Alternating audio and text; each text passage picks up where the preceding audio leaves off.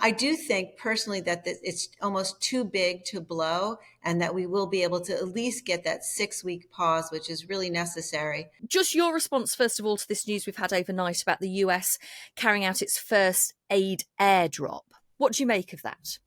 Well, I really think this was an inflection point. The deaths last week with the chaotic and tragic deaths, with the distribution of aid, I think it gave the final kind of moral and political imperative to the United States to do more than just decry the lack of aid to civilians. They felt like they really had to do something. You saw it in their actions with the aid drop, and you also heard it in the words of President Biden.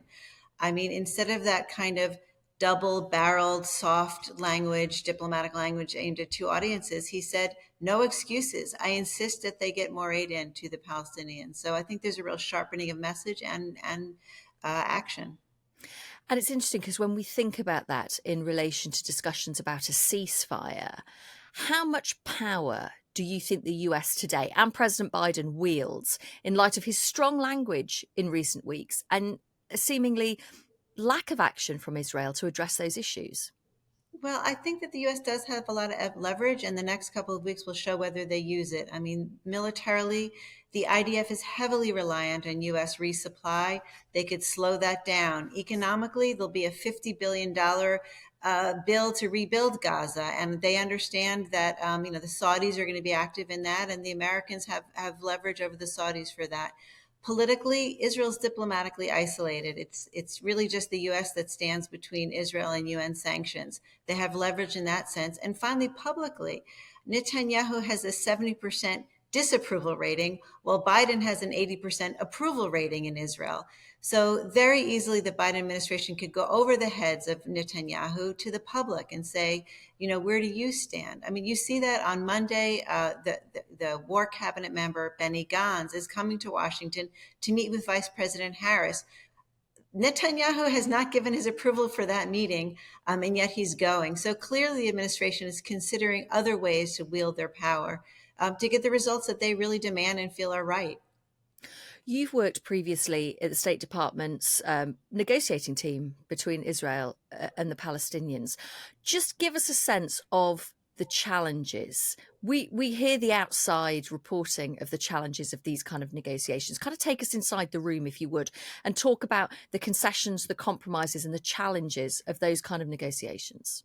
Well, one of the very interesting things when I worked under the Obama administration on the peace negotiations is we were working on the concrete, tangible issues like Jerusalem, security, refugees. What would the boundaries be? I think that there'll be those challenges for the next round, and even more so because the intangibles will be just as important, if not more important. What do I mean by intangibles? There's tremendous psychological trauma on both sides between Israelis and Palestinians that we've never seen before. This is just unprecedented. Also, I think what we've really learned from this round of the conflict, is how the intangibles of narrative are so important. What is the story that the people are telling about themselves, and the dueling and conflicting narratives? This has been a world war to a certain extent. No, the world isn't at war, but they all involved psychologically, the entire war. And that's why it's been so dramatic. And we'll need to address those intangible issues. Let's also talk about the role that other countries within the region play in applying pressure and attempting to bring about a ceasefire, and your thoughts on the chances of their success. Well, one of the fascinating things and sort of sparks of hope for me anyway is the other countries in the region, Saudi Arabia in particular. I've always thought of this war as kind of a bloody referendum on the Abraham Accords, right? Secretary Blinken said from the very beginning, he didn't use this language, but he basically said, we are pitching a peace tent. You're in or you're out. You're part of civilization or you're outside in this kind of savagery. And so I do think that the moderate Arab states will play an important role here. They have the leverage with Israel. Israelis might say after October 7th, we will never trust Palestinians for a generation. But we do perhaps trust these moderate Arab states like Bahrain and UAE. I mean, we saw that in the Abraham Accords. And so that might give the Israelis the confidence to go forward and make the kind of concessions that are necessary for peace. Of course, we're approaching the start of Ramadan. There's implications for that. How much do you think that will play a role in the ceasefire negotiations and indeed what may unfold in the coming weeks? Absolutely. So here we are. I call it March Madness. We've got Ramadan in just over a week. There's a Jewish holiday of Purim, which in fact is all about the Jews, a genocidal war on the Jews by a Persian, and then revenge and retaliation. And then we also have the US presidential race, which is really heating up and tends to kind of cloudy and muddy everything that's going on in on our side of the ocean. I think that we're looking either at a ceasefire or a wildfire, and it could go either way in this month. One negotiator described the state of the talks as, quote, combustible. I do think personally that it's almost too big to blow, and that we will be able to at least get that 6 week pause, which is really necessary. For the US, I think they're thinking of it as the off ramp from the war. The thing that I'm concerned about is Israel is thinking about this more as a rest stop than an off ramp. I know that you have a personal alliance, interest. Let me rephrase that. I know that you personally have been touched by this, your family. I know that your father was targeted many years ago, wasn't he, by a Palestinian militant, and you looked into the thoughts, the thinking of his family behind that. Just give us an insight into a little about what happened to your father, but also how that shaped your understanding and your interest in what happens in the region.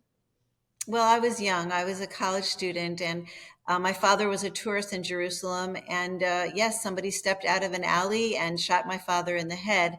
And for me, that was really just a kind of, it was bigger than just somebody targeting my father. It was my first sense that there was something dark lurking out there that represented terrorism. And it was more than just killing people, it was dehumanizing them. And look, there are a lot of differences between what happened to my father and what's happening now in the Middle East. But I would say the one key and actually sense of hope for me is that it is all about rehumanizing the other. And you've heard Queen Rania of Jordan say what's needed is the rehumanization of the people in the Middle East. Secretary Blinken has also said the biggest problem is dehumanization. So I went and found the gunman's family, and ultimately I found the gunman. And I asked myself one simple question: could I make my father human in the gunman's eyes? And at the end of a very long process, it was Shakespearean. I was an English major, and I was studying, Shakespeare and how you could kind of go undercover and reveal truths. I found that the answer was yes. I was able to make my father human, and instead of a story of revenge, it was really about redemption. Wow, incredible. Laura, thank you so much for your time. I'm really grateful to you, and amazing that you're able to reflect on what happened to your dad and sort of bring it to some positivity. So thank you ever so much. I'm really grateful to you. Thank you. It gave me some hope, and I hope it does give some hope to the region.